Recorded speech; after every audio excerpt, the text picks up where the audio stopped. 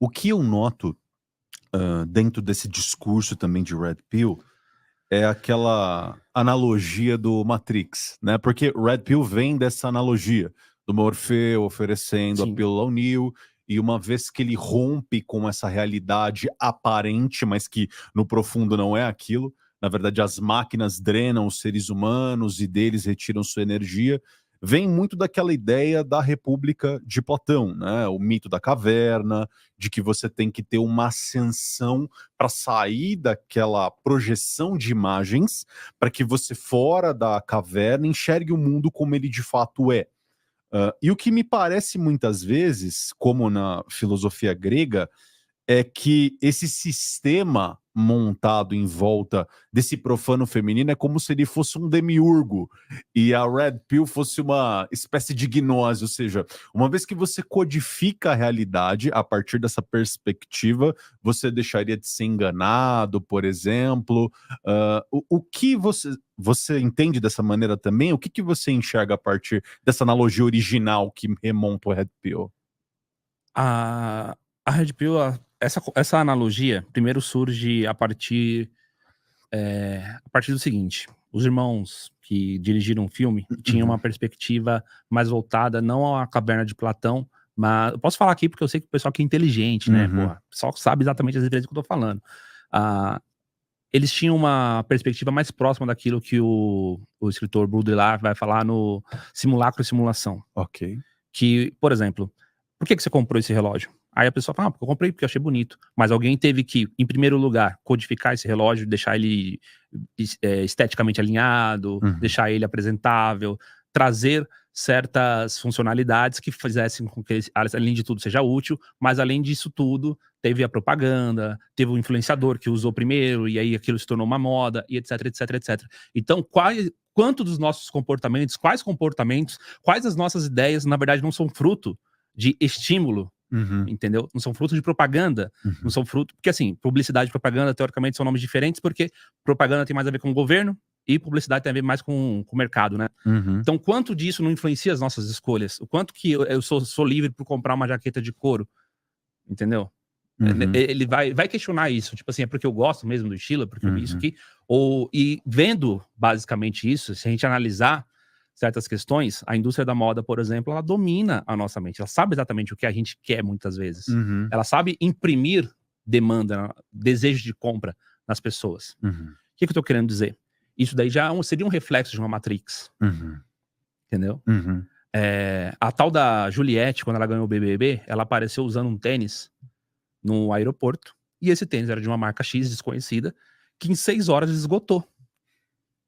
O quanto as pessoas, elas não são movidas, o tal do gado Certo. brasileiro, né, com espírito de rebanho, em busca de ser aceito, em busca de ser, né, elogiado, quanto ele não faz isso mediante ao que a gente chama de mimetismo, de cópia. Você vai Isso. mimetizar, você vai copiar, você vai imitar o outro, imitar a tendência, imitar o estilo, os trejeitos, a fala, o linguajar, na verdade, os bordões, etc. Sim. Então ele pega nessa perspectiva.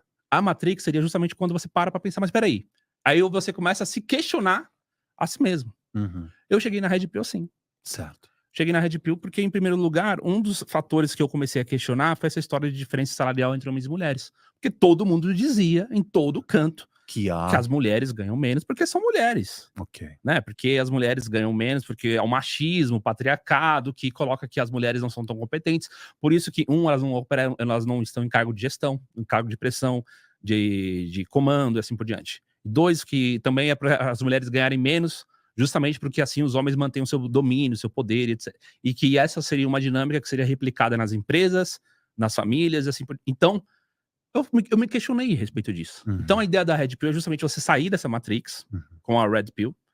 E, agora entrando no que você falou, a Red Pill vai falar assim que, por exemplo, tem coisas que estão ocultas e Certo. que você pode aprender e que você deve aprender, porque se você não aprender aquilo, inclusive, vai ser ruim pra você mesmo, Certo. tá? Então, assim, a ignorância não é uma bênção, porque ela não te tira necessariamente da situação ruim. Ela não te tira necessariamente ela pode te trazer certo desconforto, pode te deixar muito mais putz, você começa a pensar em tudo que você já fez, você revisita toda a sua vida, as interações humanas, né? Você começa a ficar muito mais desconfiado Certo. perante o mundo, perante as mulheres, os relacionamentos e tal.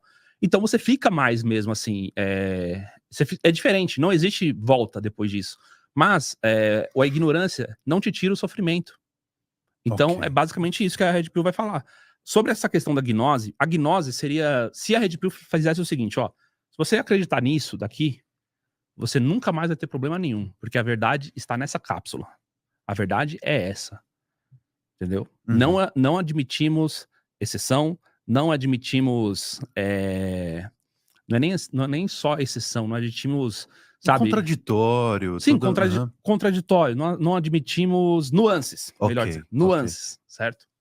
E aí a Red Pill vai trazer uma resposta imediata para um problema complexo. Ok. Quem pensa assim tá pensando errado, porque a Red Pill nunca foi para trazer uma resposta totalitária para a vida humana, muito pelo contrário.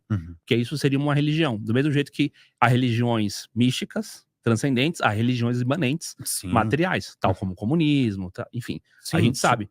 Existem... religiões civis, né? Exatamente. A Red Pill não é a mesma coisa. Ok. Porque a Red Pill ela vem para ser uma ferramenta. Certo. Então, quando a gente olha para uma ferramenta, como um carro, como uma arma, pode ser usada para o bem, pode ser usada para o mal. Pode fazer muitas coisas boas com uma arma, pode matar alguém de uma maneira injusta, você pode justamente Claro. cometer um crime contra o PNA e assassinar alguém pacificamente ali, que a pessoa estava na dela. Por quê? Movido por raiva, movido por ódio, movido por vingança, e assim vai. Às vezes a pessoa tem também um traço. As pessoas acreditam que a Red Pill deixa a pessoa muito raivosa, muito rancorosa, etc. Mas isso daí é um traço da personalidade da pessoa. Eu não tive problema nenhum com isso. Ok. Não me tornei amargurado, não me tornei uma pessoa rancorosa. Ao contrário, todas as vezes que a Red Pill me trouxe de início algum ensinamento, a primeira pessoa com quem eu me revoltei foi comigo mesmo, porque eu tenho um senso de autorresponsabilidade. Ok. Então, como eu falei, isso tem a ver também com o traço da pessoa. Quem absorve a mensagem? É uma pessoa que já tem um certo comportamento, já é predisposta a... E isso tem em todo lugar, tá? Porque eu tô no meio de discussão, de grupos de discussão científica agora. E eu vejo o pessoal lá quebrando pau e xingando, etc. Por causa de coisas assim também. Então, assim, esse tipo de comportamento mais combativo, militante e sensacionalista tem em todos os grupos. Certo. Tá? Tem o pessoal da esquerda que sai na mão a qualquer momento, tem o pessoal da direita também que tá lá e provoca o outro e sai copo na cara. O né? que aconteceu no teu programa Pois esses dias. Então assim, é traço de personalidade. Sim. Tá? Agora, como eu falei, eu não considero uma gnose porque, como eu falei, é uma ferramenta. Qual que é a ferramenta? É uma ferramenta para você analisar a sua vida. Ok. Como que funciona o conteúdo da Red Pill de uma maneira bem simples para a audiência. O discurso social é uma mentira. Ponto. Como eu falei para você. Mas foi me ensinado assim. Não, sim, mas você escolheu agir dessa forma muitas vezes porque foi te dito de alguma forma, através de símbolos, através de situações que você foi lá e mimetizou, copiou porque você pensou que dessa forma você ia conseguir uma esposa, uma mulher, a mulher de fé, fiel, que vai ser a mãe de seus filhos, enfim, qualquer coisa. Você pensou que você ia conseguir isso. Eu tô te dizendo que isso é uma mentira. Ok. Eu não tô dizendo que você não vai conseguir. Mas eu tô dizendo que nessa estratégia você não vai conseguir. Assim, é uma coisa que os homens tinham numa estratégia meio take for granted, e esse mundo não existe mais. Isso, exatamente. Na verdade, é que nunca existiu mesmo. Ok. É que assim, o que acontece? Se a gente for analisar, a cultura ocidental, ela se tornou excessivamente centrada na expectativa da mulher. Ok. Então, se você vê, até hoje, você vê assim, porque a mulher...